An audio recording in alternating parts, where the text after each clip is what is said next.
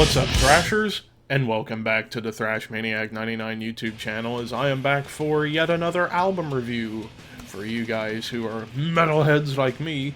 And for this time around, I'm going back a week to an album that came out at the end of October that I was really wanting to check out and review at the time, but again, couldn't quite do it until now, and that is the latest release from German melodic black death metal band Thulcandra. A Dying Wish is the name of the album. Now, little history lesson about Thulcandra for you guys, because I'm pretty sure most of my subscribers probably don't know about this band, but Thulcandra started in about 2003 out of Germany.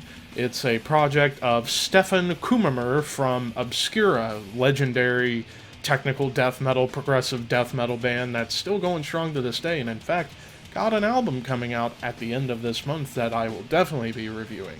But yeah, this is basically a passion project for Steffen to kind of embrace his love of all things melodic death metal and black metal, or just black metal. I mean, you could definitely see there's some similarities with this band to bands like Dissection and Dawn, Unanimated, Sacramentum, and even latter era Necrophobic, because it's very much a combination of black metal and melodic death metal.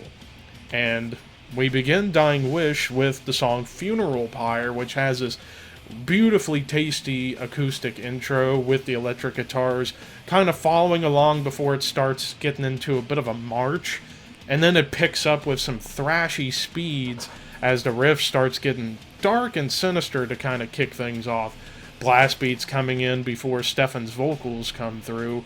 And one thing I certainly noticed, because this is the first Thulcandra album I've ever heard, Steffen's vocal approach for this band kind of reminds me a little bit of Thomas Lindberg from At the Gates. It's kind of like that rougher around the edge, almost black metal vocal delivery like Tampa from At the Gates has whenever you listen to something from At the Gates.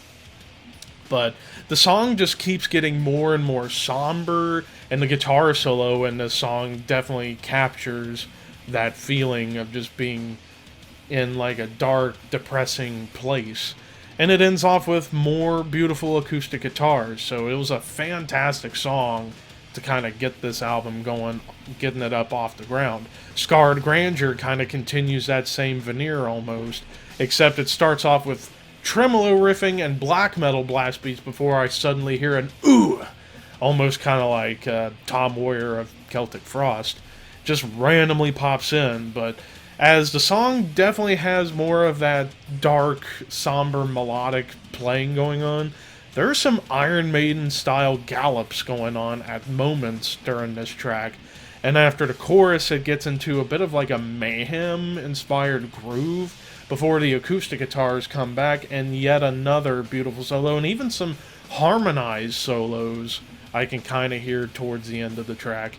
Orchard of Grief, kind of just a beautiful acoustic interlude to lead into the following song, In Vain, which once again, starting off with some wonderful guitar melodies, beautiful guitar melodies before it starts blasting and getting thrashy.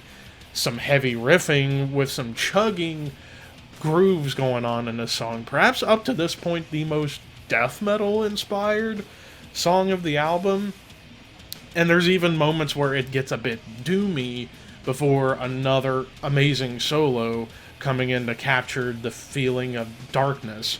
And there's some amazing double bass kick drum work going on this track as well. Nocturnal Heresy kind of picks up from where In Vain kind of was going to before the solo, and that's starting off rather doomy to begin. And then the blast beats and tremolo riffs come in. It gets thrashy once again, and as the song's starting to build up, it gets into like a bit of like a marching breakdown, and then afterwards it gets back to the blasting thrashiness of earlier in the track. But yeah, that was the first half. Second half, we kick off with the Slithering Silver, beginning with some of that more murky atmosphere before the riffs and the blast beats come in once again, and then it transitions into the black metal blast, followed by a really nice groove. And the melodies on this song feel more sinister than most on the album, and more groove in this song than some of the others as well, at least until we get towards the end. In Bleak Misery, just another beautiful acoustic interlude to lead into A Shining Abyss.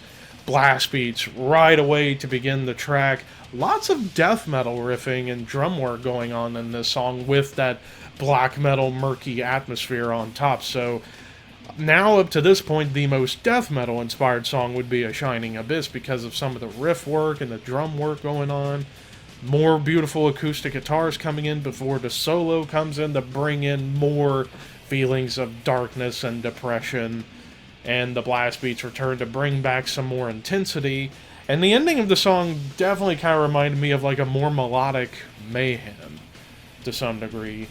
Devouring Darkness, the penultimate track, we get more of those beautiful acoustic guitars. Man, if there is one thing for sure that this album does well, it's how tasteful the acoustic work was done on this album. After the acoustics, we get an awesome drum fill that kind of reminds me, echoes of Night's Blood by Dissection. The way the drum fill leads into where the song really picks up, this time with more blast beats and melodic tremolo riffing, followed by some intensity in the riffs. It gets thrashy again. Then there's a sudden start-stop before the tremolo riffs and marching snare kind of comes in to lead into just more evil atmosphere. And then it gets into an almost breakdown build before the acoustics return to lead into the riffing from earlier, and more acoustics to bring the song to a close, which brings us to the closing track, the title track, A Dying Wish. Somber acoustic guitars once again coming in to signify, like, kind of like giving off the feeling of like has a dying wish before they pass and die and whatever happens, signifying the end of the song or signifying the end of the album, which is fitting for an album called A Dying Wish.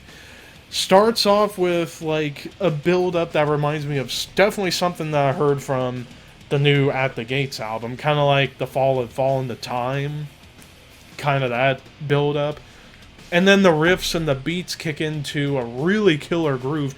This song has a Celtic Frost groove going on, and I absolutely love it because I'm a huge Celtic Frost fan. So, yeah, while it has that Celtic Frost groove going on, you just got so much depressing melody on top of that groove. And then it gets doomy even in the middle before we get a wonderful, yet kind of short, harmonized guitar solo to bring forth some epic build before it gets back to the groove. And then towards the end, I even hear an Iron Maiden riff. I think the riff kind of echoes a little bit of like Aces High a little bit, and you might get that comparison if you listen to the riffing on Aces High and then you hear this closing riff on this song.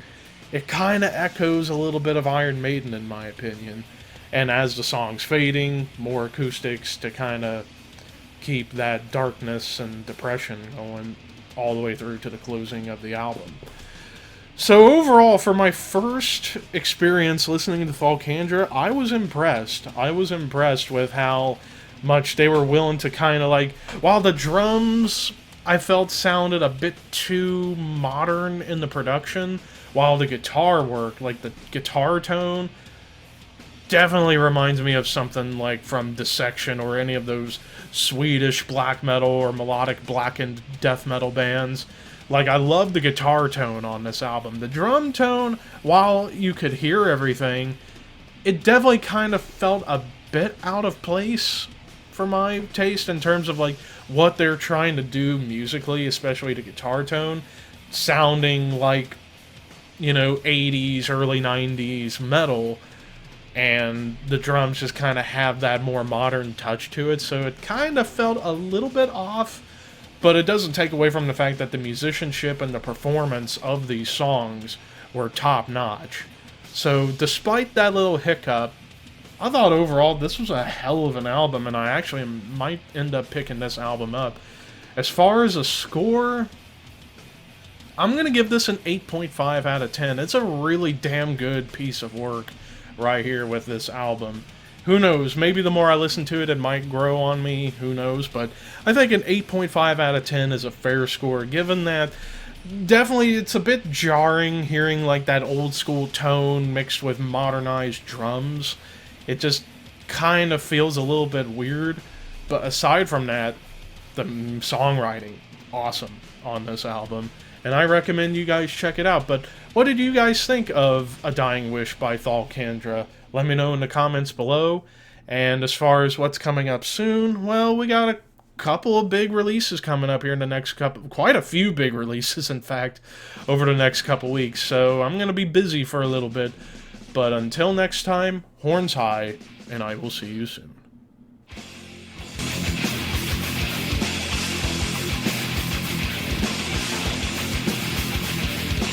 I don't want to do this, but I have no other option. No! Please! Is it what I feel like I'm about to commit the biggest genocide of all time on this show. Wait, My number 7. Do it. My number 7. Behemoth the Satanist. No! No! No! No! Are you serious?